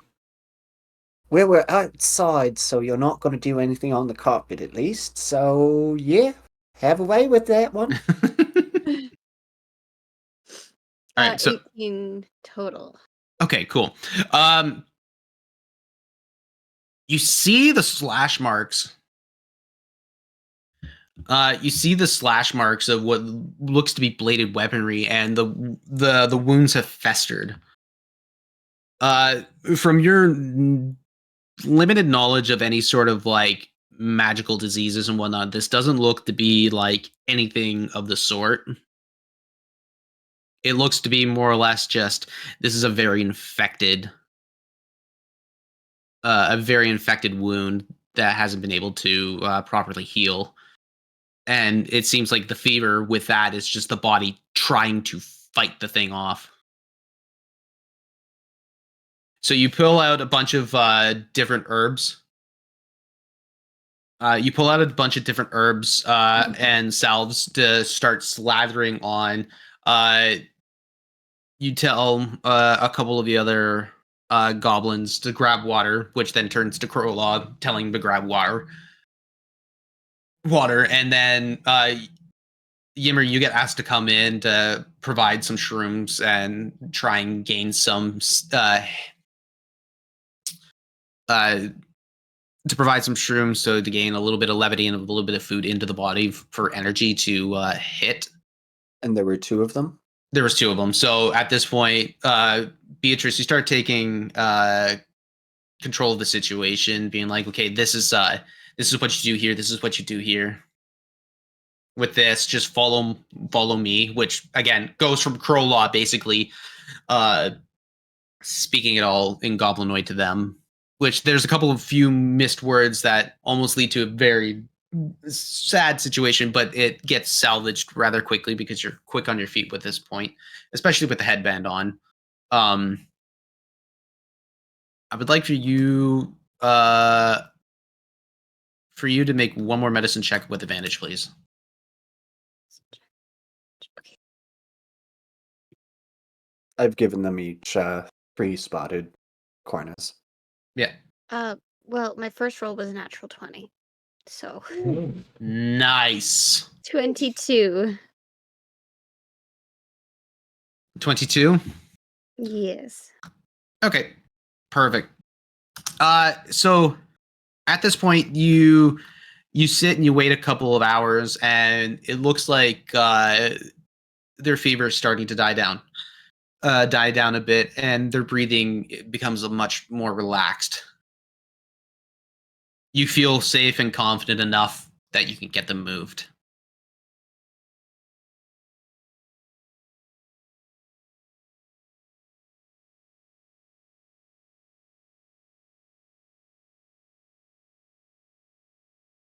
Let's start getting out of here.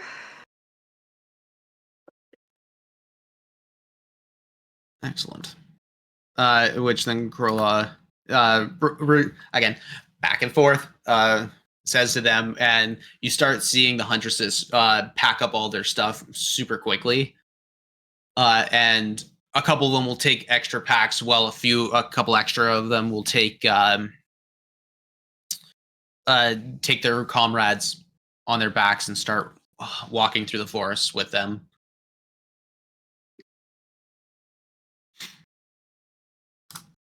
Howard, Halsterian.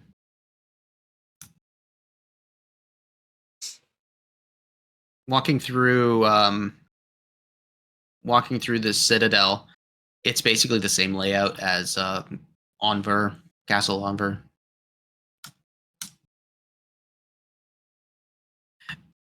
You walk down into the main foyer area, which is on the first floor, and you start going to where the antechamber would be. The antechamber for the teleportation circle. You head down the long set of stairs, and you go down to the same spot where this would have normally been in Castle Onver, but now it's not the same. It's something different. It seems to be like a central point that has a bunch of hallways that split off from it, and you're getting pulled in one direction. Well, there was almost a familiarity here. Let's keep moving. I'm very curious to see where my intuition is leading me. Mm-hmm.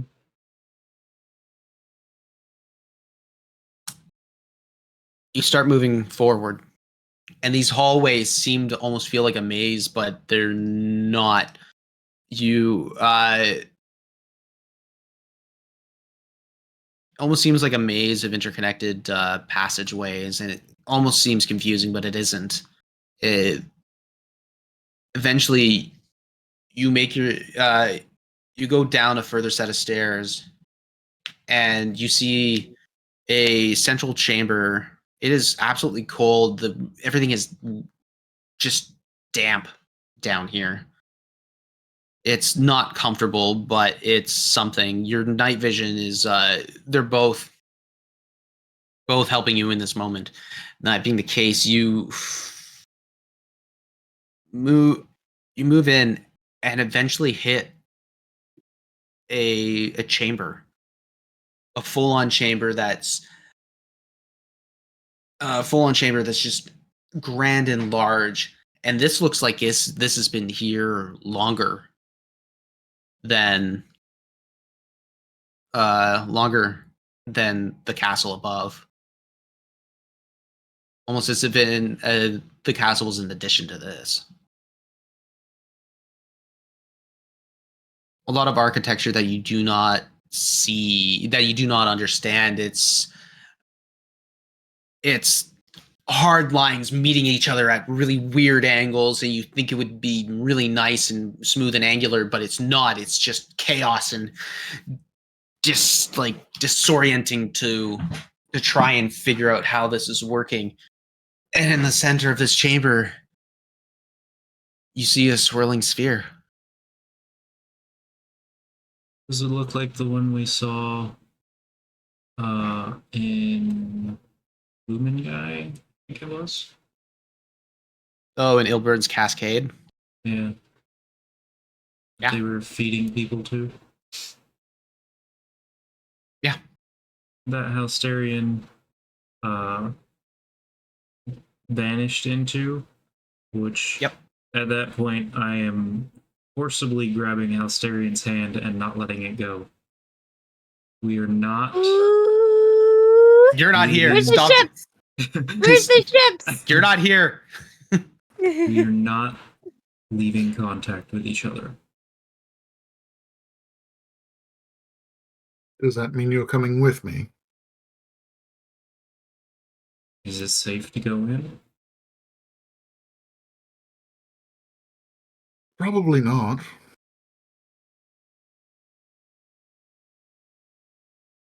Let's wait. Further around these chambers, you see what looks to be crates and like other bits of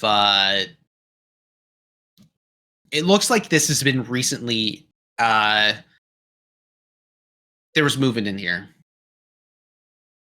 It feels as if there was something that was a whole bunch of people or things that had been moved in here before and now just left.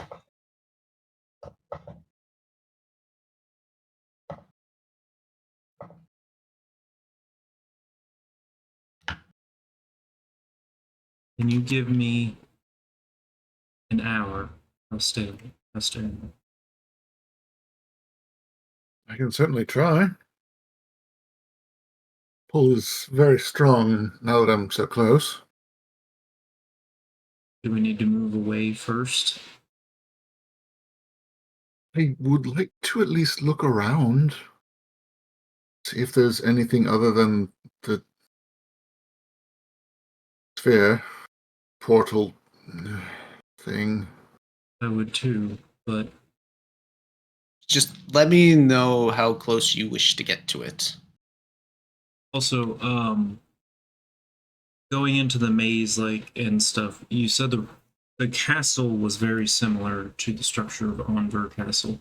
Once we got into the maze area and stuff, is that all unfamiliar territory? That's unfamiliar territory. Okay. And unfamiliar because we haven't been to that area in the castle, or unfamiliar because, as far as we know, it doesn't exist? Both. Okay.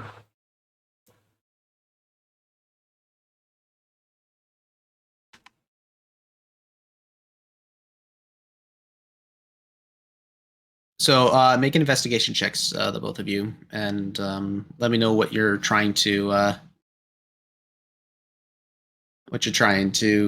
glean. All right, I'll be hugging the walls as best I can, unless Howard lets me get any closer. And I'm just trying to see if Absolutely not. there's any signs of, like, who was here last, what were they doing, that sort of thing.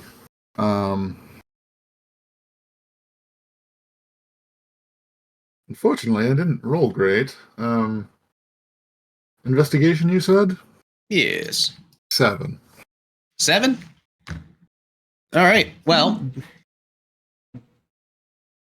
the thing is, you're hugging the walls, so you're not moving any closer, but you feel the pull, and your book kind of just, you naturally grab your book, and it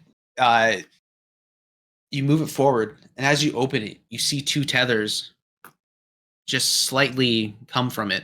One dark, one bright. And they seem to be reaching into the sphere itself. Can I see this at all? No, you can't. I just see the book moving, or like not even Like you that? see him move the book, but it seems like it's a more natural movement on As if his he's part. doing it. Okay. As if he's doing it. Yeah.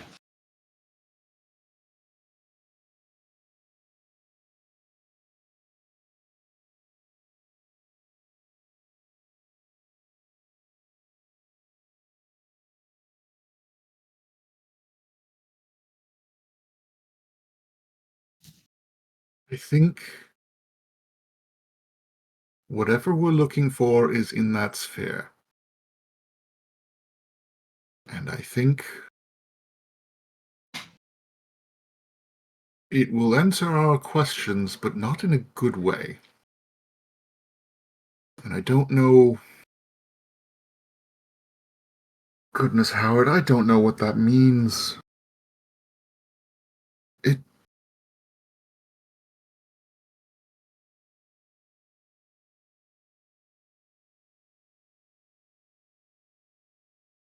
Can you I can wait? sense the connection. There's something there to both of my patrons.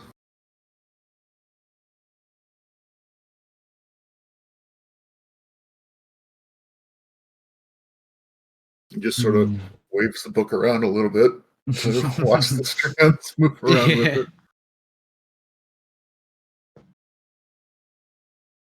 You came out unharmed last time.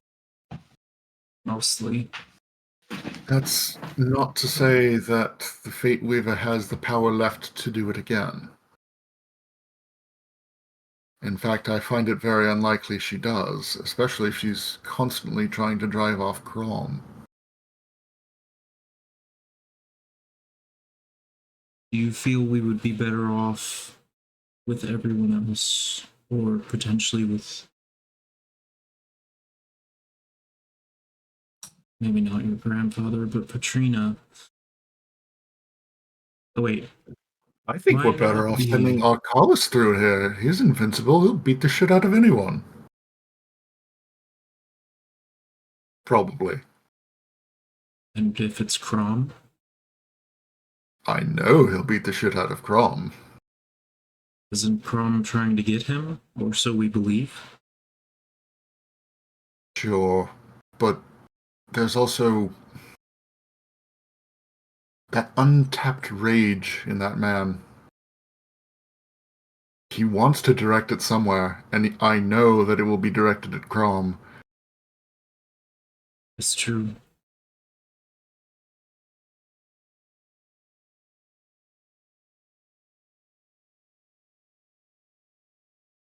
Do you want to retrieve him first? I think I do.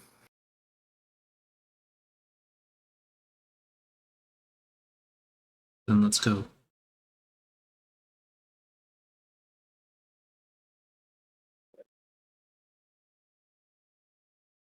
By the way, I rolled a 12 earlier on investigation, but Howard's only half paying attention to the surroundings, mostly to Halsterian and being wary of needing to forcibly remove him from this room. Mm-hmm. And the thing is, like, in this, you feel the pull here, Halsterian, but you're not. You don't feel like. You feel the pull, but you don't feel the need.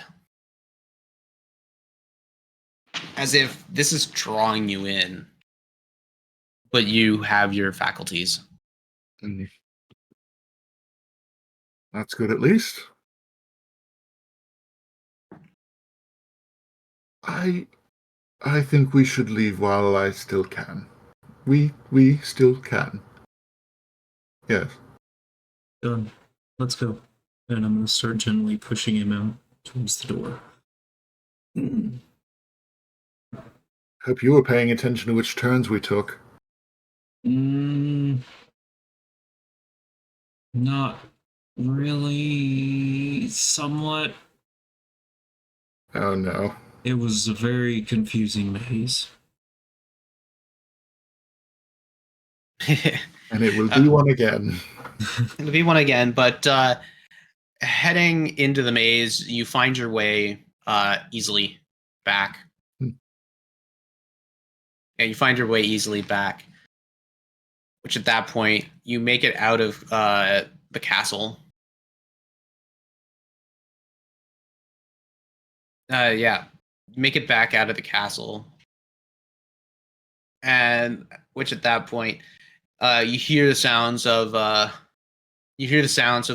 town or the goblins, like in a rather cheering uproar, where you see like the huntsman and the huntresses coming back with Beatrice and Yimmer.